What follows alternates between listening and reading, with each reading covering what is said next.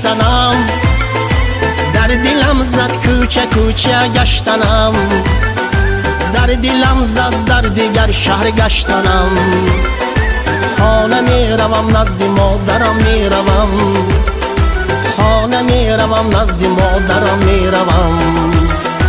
در دلم زد در غریبی گشتنم، در دلم زد کوچه کوچه گشتنم، در دلم زد در دیگر شهر گشتنم.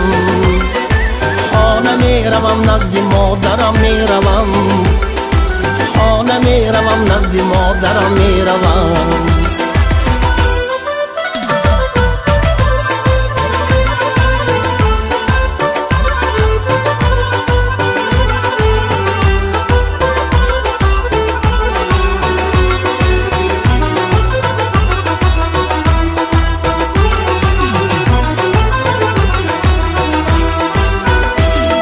روز گذشت و ماه گذشت و سال گذشت، عمر من در این غریبی ها گذشت. من ندانم چی سختیه در دلی من، این شبی من شب نمیسلی روز گذشت. در دلم زد در غریبی گشتنم، در دلم زد کوچه کوچه گشتنم، در دلم زد در دیگر شهر گشتنم. خانه می روم نزد مادرم می روم، خانه می روم نزد مادرم می روم.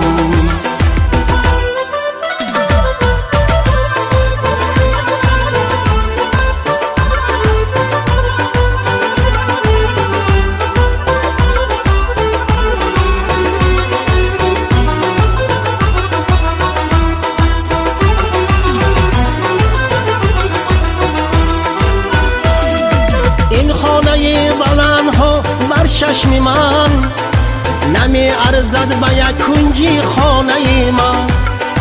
این همه زیبایی دیگر شهرها، نمی ارزد به یک کلچه مادری من.